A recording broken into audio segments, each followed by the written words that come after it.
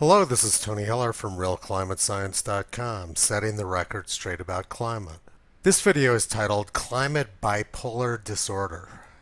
The Arctic sea ice scam is falling apart right in front of our eyes. The Arctic has been very cold and the ice edge is approaching the 1981 to 2010 median. The only place where there's any significant deficiency left in the ice is over here in the eastern Arctic around the Barents and Kara seas, but the ice is growing very quickly there. In 2008, the world's leading climate expert, James Hansen from NASA, predicted that in 5 to 10 years the Arctic would be free of sea ice in summer. Well, that would have been no later than 2018. Well, Dr. Hansen didn't do very well with his forecast. This graph shows the summer minimum since then, and you can see that it's actually increased. We've gotten nowhere near ice-free. And winter sea ice volume has increased rather substantially during that time. So Dr. Hansen really had no idea what he was talking about. Having failed rather badly with their Arctic melting forecasts, climate alarmists have quite predictably moved their scam to the other pole. The news is full of headlines. Antarctic ice melts to January record low. Antarctic sea ice is in record low territory and nobody knows why. A record low start to ice in the new year in Antarctica. This sounds bad. Now the Antarctic is collapsing too. So let's look now and see if these people are telling the truth. Here's the current map of Antarctic sea ice concentration from the National Snow and Ice Data Center in Boulder, Colorado. It shows a thin strip of sea ice around the Antarctic continent.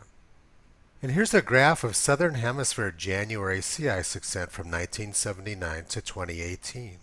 You can see that the ice extent has been trending upwards and that in 2015 it reached a record high, but the last couple of years it's been low. But why did they begin their graph in 1979? These graphs are from the 1990 Intergovernmental Panel on Climate Change report, and they show sea ice data from the Arctic and Antarctic going back to the early 1970s. You can see that Antarctic sea ice extent was very low around 1976.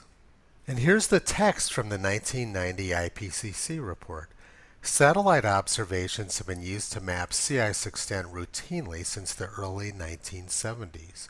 The American Navy Joint Ice Center has produced weekly charts which have been digitized by NOAA. So let's look now and see what climate alarmists are hiding prior to 1979. This satellite image of Antarctic sea ice was published in National Geographic in 1976. And it shows that there was almost no sea ice around Antarctica in January of that year. So I made an animation which flashes between the 2019 sea ice and the 1976 sea ice.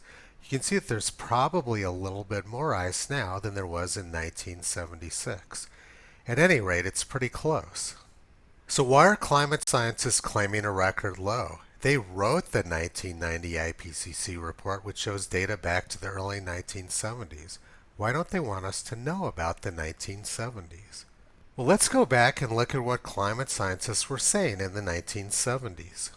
42 top American and European investigators met at Brown University in 1972 under the auspices of the National Science Foundation. They were so worried about global cooling that they wrote a letter to President Nixon warning of a new ice age in about a century. The CIA was warning that this global cooling was going to cause famine and chaos. Washington, AP, a CIA report warns of global political and economic upheaval almost beyond comprehension because of climatic changes that already have occurred. The change of climate is cooling some significant agricultural areas and causing drought in others. If, for example, there's a northern hemisphere temperature drop of 1 degree centigrade, it would mean that India would have a major drought every 4 years. So back then, global cooling is what caused drought. Now it's caused by global warming. Another CIA report made public last year said grave food shortages would prompt increasingly desperate attempts on the part of powerful but hungry nations to get grain away any way they could. Massive migrations, sometimes backed by force. I'm pretty sure that most of those global cooling, famine, and drought predictions from the CIA 40 years ago didn't actually happen. And in fact, most Americans have actually put on quite a bit of weight since then. And by January of 1978, the New York Times reported, international team of specialists finds no end in sight to the 30-year cooling trend. Now the New York Times reports that Exxon knew and that 40 years ago climate scientists were warning us about global warming, but we didn't listen, when in fact the New York Times themselves was reporting on cooling. There's nothing going on at either pole. 10 years ago, the world's leading climate scientists predicted an ice-free Arctic by now, but ice is normal. Antarctic sea ice extent is the same as it was in 1976. There's nothing unusual going on in the Arctic. There's nothing unusual going on in the Antarctic. All we have are forecasts of doom. Chicken Little! What is it?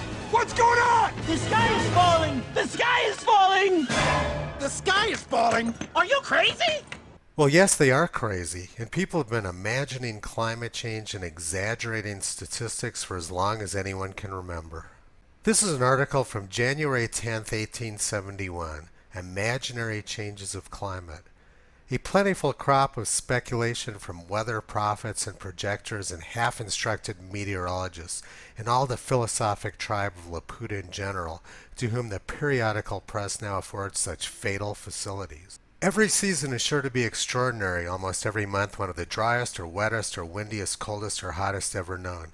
Much observation, which ought to correct a tendency to exaggerate, seems in some minds to have rather a tendency to increase it.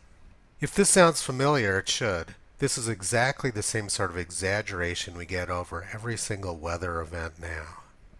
The climate is not falling apart. The poles are not melting down. We need to make sure that our policy is based on sound science and not hysterical Chicken Little predictions. Visit Toto on the web at realclimatescience.com. He's been pulling back the curtain on junk science for a long time.